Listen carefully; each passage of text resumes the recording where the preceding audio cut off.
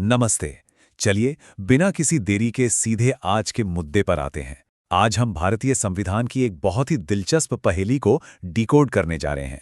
क्या भारत पूरी तरह से एक संघीय यानी फेडरल ढांचा है या फिर सारी डोर केंद्र के हाथ में है? सच कहूं तो ये एक ऐसा सवाल है जिस पर दशकों से बड़े-बड़े संविधान विशेषज्ञ भी माथापच्ची करते आए हैं। आज के इस विश्लेषण में हम इस पूरी व्यवस्था को 5 आसान हिस्सों में समझेंगे। हम शुरुआत करेंगे शासन के 2 मुख्य रूपों से, फिर भारत के अनूठे ढांचे को देखेंगे, केंद्र और राज्यों के रिश्तों को खंगालेंगे, इसके बदलते हुए रुझानों पर बात करेंगे और अंत में पुंछी आयोग की कुछ बेहद अहम सिफारिशों पर नजर डालेंगे। तो चलिए सबसे पहले बात करते हैं हमारे पहले पड़ाव की, शासन के 2 मुख्य रूप। किसी भी देश का सिस्टम कैसे काम करता है, इसे समझने के लिए हमें इन 2 विपरीत छोरों को समझना होगा।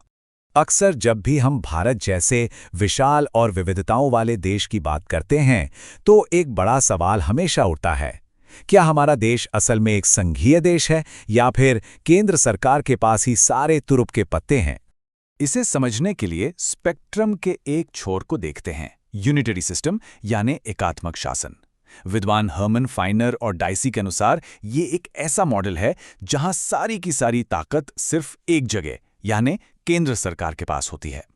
अब देखिए, इससे पूरे देश में एक जैसे कानून तो बन जाते हैं, लेकिन कई बार अलग अलग क्षेत्रीय जरूरतों और विविधताओं को संभालने में इस सिस्टम की सांस फूलने लगती है। अब चलते हैं दूसरे छोर पर, जो है फेडरल सिस्टम या संघात्मक शासन। इसमें ताकत किसी एक मुट्ठी में कैद नहीं होती। इसके बजाय संविधान खुद केंद्र और स्वतंत्र क्षेत्रीय इकाइयों यानी राज्यों के बीच शक्तियों का बंटवारा करता है। राज्य अपने दायरे में रहकर फैसले लेने के लिए पूरी तरह आजाद होते हैं। अगर इन दोनों को आमने सामने रख कर देखें तो फर्क बिल्कुल साफ हो जाता है। यूनिटरी सिस्टम पूरी तरह से केंद्रीकरण, पूरे देश के लिए सिर्फ एक संविधान और एक ही नागरिकता पर टिका है। वहीं दूसरी तरफ फेडरल सिस्टम में शक्तियों का बंटवारा होता है। कई बार राज्यों के अपने अलग संविधान होते हैं और नागरिकता भी दोहरी होती है।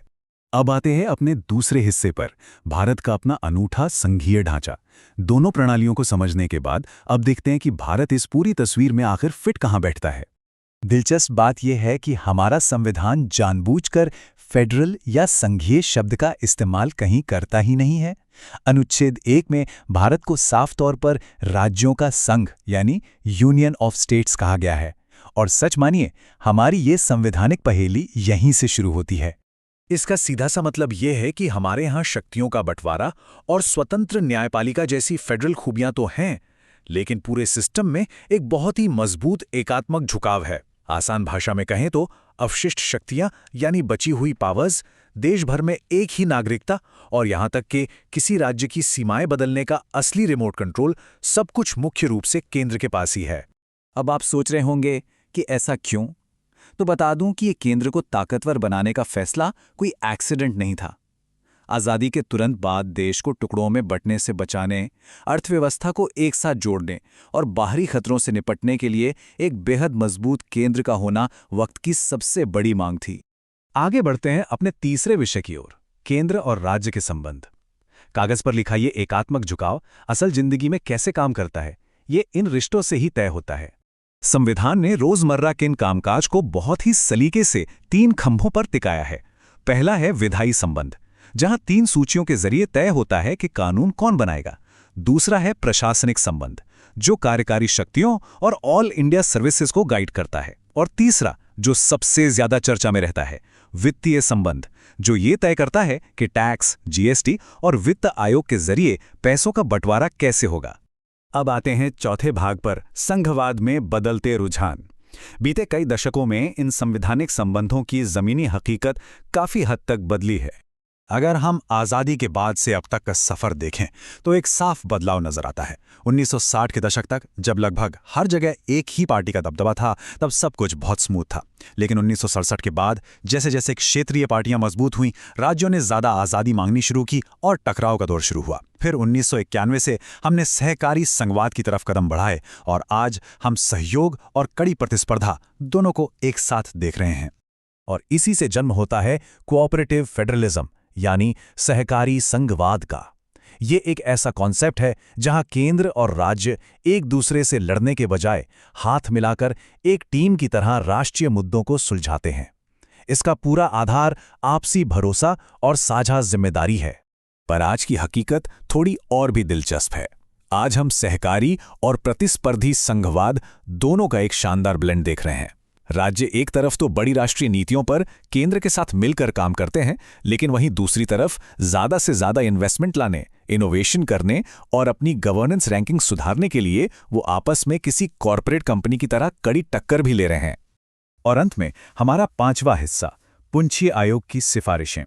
तमाम विकास के बाद भी केंद्र और राज्यों के बीच कई जगह पेच फंसी जाता है, जिसे सुलझाने के लिए इस आयोग ने कुछ अहम बातें कही थी।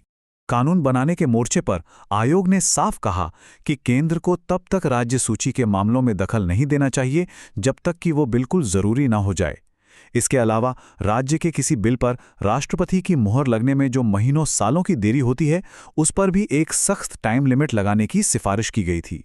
प्रशासन के मामले में भी आयोग ने कुछ बहुत ही सीधी और जरूरी बातें कहीं, जैसे राज्यपाल को नियुक्त करने से पहले राज्य के मुख्यमंत्री से सलाह ली जानी चाहिए। और सबसे बड़ी बात, अनुच्छेद 356 यानी राष्ट्रपति शासन का इस्तेमाल बिल्कुल आखिरी हथियार के तौर पर होना चाहिए। साथ ही राज्यों में केंद्रीय सुरक्षा बलों को भेजने से पहले राज्य सरकार से बातचीत करना भी जरूरी बताया गया। तो इस पूरी व्यवस्था को डिकोड करने के बाद हम एक बहुत ही गहरे सवाल पर आकर रुकते हैं। भारत का ये यूनिटरी बायस या एकात्मक झुकाव क्या असल में हमारे संघीय ढांचे के लिए कोई खतरा है, या फिर यही वो मास्टर स्ट्रोक है जो हमारी एकता की सबसे बड़ी ताकत बना हुआ है? क्या ये ढांचा सिर्फ विवादों की जड़ है, या वो जीनियस आइडिया जो इतनी विविधताओं वाले हमारे विशाल देश को एक धागे में पिरोकर रखता है? आप क्या सोचते हैं? इस पर जरूर विचार कीजिएगा। आज के विश्लेषण में बस इतना ही।